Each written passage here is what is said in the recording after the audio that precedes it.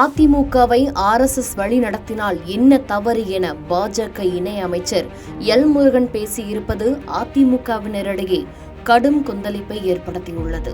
சுதந்திரமான அமைப்பு 100 ஆண்டுகளை கொண்டாடி கொண்டிருக்கின்ற ஒரு சேவைக்கான அமைப்பு. சரியா வழி நடத்துவீங்க. அந்த அமைப்பு வழிநடத்துகிறதுல என்ன தவறு இருக்கிறது? இது தொடர்பாக விசிக உள்ளிட்ட கட்சிகள் கூட கேள்வி எழுப்பிய நிலையில் அதிமுக பொதுச் செயலாளர் எடப்பாடி பழனிசாமி அமைதி காப்பது தொண்டர்களை கடும் அதிருப்தியில் ஆழ்த்தியது.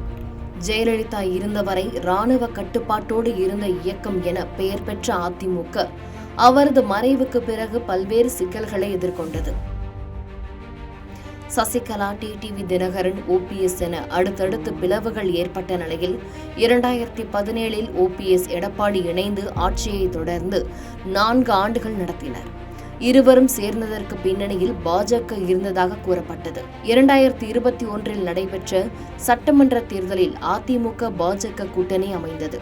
இதன் காரணமாக பல ஆண்டுகளுக்கு பிறகு பாஜக சட்டமன்றத்தில் நுழைந்தது.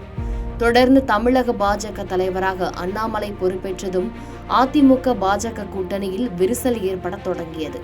அதிமுக தலைவர்களான அண்ணா, எம்ஜிஆர், ஜெயலலிதா குறித்து அண்ணாமலை பேச அதற்கு 2ஆம் கட்ட தலைவர்கள் பதிலடி கொடுத்தனர். இந்த நிலையில் 2026 சட்டமன்ற தேர்தலில் மீண்டும் பாஜக அதிமுக கூட்டணி இணைந்திருக்கிறது. கரங்கள் இணைந்தாலும் மனங்கள் இணையவில்லை என்பது போலத்தான் இருக்கிறது கூட்டணியின் நிலைமை. மீண்டும் பாஜக கூட்டணி அமைந்ததால் ஜெயக்குமார் உள்ளிட்ட சில மூத்த முன்னாள் அமைச்சர்கள் அதிருப்தியில் இருப்பதாகவும் சொல்லப்படுகிறது. அதே நேரத்தில் பாஜக மூலம் அதிமுகவை RSS இயக்குவதாக திமுக, விசிக உள்ளிட்ட கட்சிகள் குற்றம் சாட்டியிருந்தன. இதற்கு பதிலளித்த தமிழக பாஜக முன்னாள் தலைவரும் மத்திய இணையமைச்சருமான எல் முருகன் RSS அதிமுகவை வழி நடத்தினால் என்ன தவறு என கேள்வி எழுப்பினார். சுதந்திரமான அமைப்பு 100 ஆண்டுகளை கொண்டாடி கொண்டிருக்கின்ற ஒரு சேவைக்கான அமைப்பு. சரியா வழி நடத்துவீங்க. அந்த அமைப்பு வழிநடத்துகிறதுல என்ன தவறு இருக்கிறது? இது அதிமுக தொண்டர்களை கடும் அதிருப்தியில் ஆழ்த்தியது. சில 2ஆம் கட்ட தலைவர்களும் கடும் கோபத்தில் இருக்கின்றனராம். அரசியல் கட்சிகளான விசிக உள்ளிட்ட கட்சிகள் அதிமுகவை நோக்கி இப்பொழுதும் பதில் பேசாமல் இருக்கிறீர்கள் என்று கேள்விகளை எழுப்பி வருகின்றன. ஆனால் அதிமுகவுக்கும் கூட்டணிக்கும் தலைமை வகிப்பதாக கூறும் எடப்பாடி பழனிசாமி இதுவரை பேசாமலேயே இருக்கிறார்.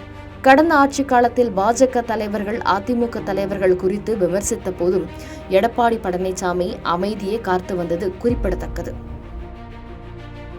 ஜெயலலிதா இருந்திருந்தால் கூட்டணி அமைந்திருக்குமா? கூட்டணி அமைந்திருந்தாலும் இப்படி பாஜக தலைவர்கள் பேசுவார்களா என சமூக வலைதளங்களில் கொந்தளித்து வருகின்றனர் அதிமுக தொண்டர்கள். அதே நேரத்தில் பாஜகவுக்கு தக்க பதிலடி கொடுக்க வேண்டும் என்ற கோரிக்கையும் எழுந்து வருகிறது.